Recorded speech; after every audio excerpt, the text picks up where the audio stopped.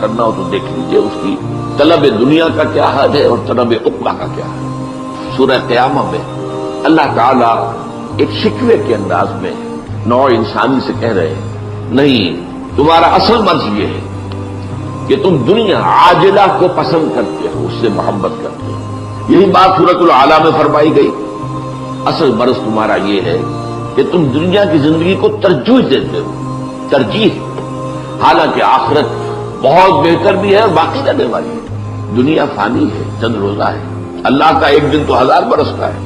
آپ اپنی گنتی کر دیں کیا اس کی حیثیت ہے؟ کہ ہمارا دین یہ نہیں کہتا کہ دنیا کو چھوڑ دو، نہیں، لیکن ترجیح دو آخرت کو، اور تمہاری کیفیت وہ ہو جانی چاہیے کہ بازار سے گزرا ہو، خریدار نہیں۔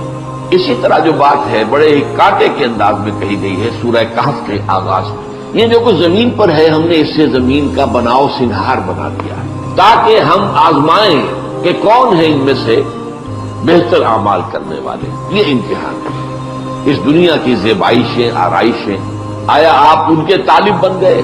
دن رات کی محنت و مشقت اسی کے لیے ہے، یا یہ ہے کہ آپ در حقیقت آخرت کے طالب ہیں؟ اور یہ آج کی دنیا میں اپنی انتہا کو پہنچ گیا۔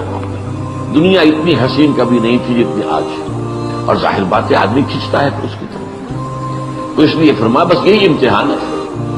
اب اس کے ضمن میں ایک حدیث، یہ حضرت ابو العباس سعد بن سعد الساعدی رضی اللہ تعالیٰ عنہ سے بروی ہے۔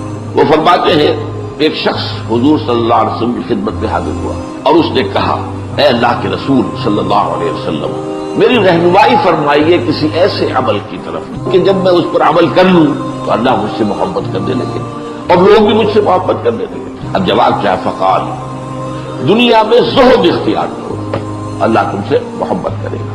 یعنی دنیا کی آسائشوں، آرائشوں، عیاشیوں، لذتوں، ان سے بچو۔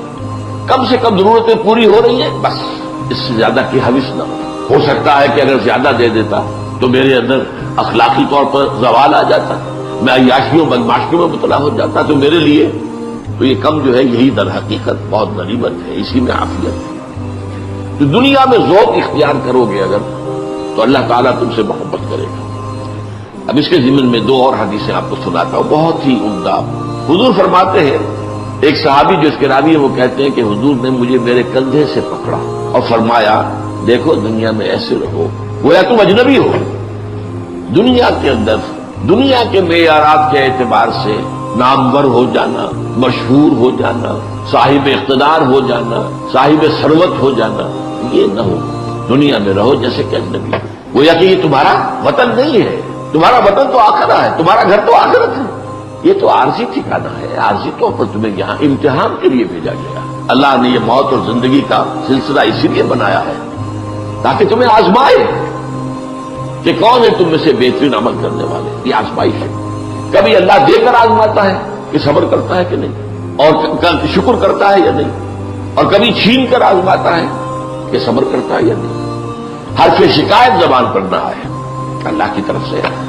ایک دوسری حدیث بھی سن لیجیے، یہ بڑی پیاری ہے۔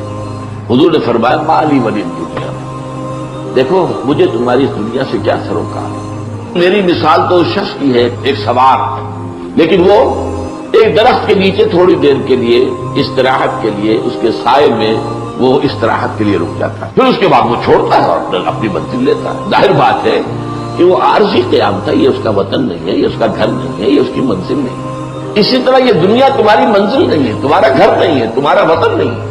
حضور نے فرمایا، انما الدنیا خلقت لکم وانتم خلقتم للآخرہ، یہ دنیا تمہارے لیے پیدا کی گئی کیونکہ اسی میں تمہارا امتحان ہونا ہے، لیکن بہرحال اس میں اللہ نے تمہاری ضرورتوں کو پورا کرنے کی جو چیزیں رکھی ہیں ان کو استعمال کرو، لیکن یہ کہ اس کو مطلوب اور مقصود اور محبوب نہ بنا دو۔ دنیا میں رہو، کوئی حد نہیں، کن فی دنیا، رہو دنیا میں، اور دوسری یہ مجھے تمہاری دنیا سے کیا سروکار۔ ایک اور حدیث آتی، ایک صحابی فرماتے ہیں کہ میں حاضر ہوا تو میں نے دیکھا کہ حضور پر عجیب کیفیت ہے کہ آپ جیسے کہ اپنے دونوں ہاتھوں سے کسی چیز کو دھکا دے رہے ہیں۔ میں کوئی دیکھتا رہا، اس کی بات کر جب یہ کیفیت ختم ہوئی میں نے پوچھا، حضور یہ کیا معاملہ؟ فرمایا، دنیا ایک نہایت خوبصورت عورت کی شکل میں میرے سامنے لائی گئی، اب میں اسے دھکے دے رہا تھا کہ مجھے تم سے کیا سروکار۔ اگر تم چاہتے ہو کہ اللہ کے محبوب بن جاؤ تو دنیا میں زہد اختیار۔ اور اگلا معاملہ اس سے بھی زیادہ پریکٹیکل ہے، اخلاقیات کے اندر یوں سمجھیے یہ بلند ترین تعلیمات میں سے، جو چیز لوگوں کے ہاتھوں میں ہے اس میں ذوق اختیار کرو. تم نے دیکھا کسی کو دولت مند ہے تو یہ نہ ہو کہ حسرت پیدا ہو جائے کہ دولت میرے پاس کیوں نہیں. اگر رش کرنا حرام نہیں ہے، حسد حرام ہے، لیکن یہ ہے کہ اگر یہ بات آ گئی تو گویا کہ زہد کے صرف خلاف ہو گیا. یہ جو اونچا رتبہ ہے، اگر لوگ سمجھیں کہ دولت مند دیکھے کہ یہ آدمی آیا تو ہے میرے پاس، لیکن میری دولت سے تو اسے کوئی سروکار نہیں تھا، یا تو آیا تھا مجھے کوئی کلمہ خیر کہنے کے لیے، لیکن اس سے میری دولت سے کوئی سروکار نہیں. تو اگر ایسا ہوگا تو وہ شخص آپ سے محبت کرنے لگے گا، آپ کا مقام اس کی نگاہ میں بلند ہو جائے گا. اللہ تعالی ہم سب کو حق کو سمجھنے اور پھر حق کا اعتراف اور اعلان کرنے کی توفیق عطا فرمائے. اور اس کے بعد یہ ہے کہ اللہ تعالی ہمیں توفیق دے کہ اگر کوئی تکلیف آتی ہے، کوئی مصیبت آتی ہے، کوئی آزمائش آتی ہے تو اللہ تعالی ہمیں اس میں ثابت قدم رکھے.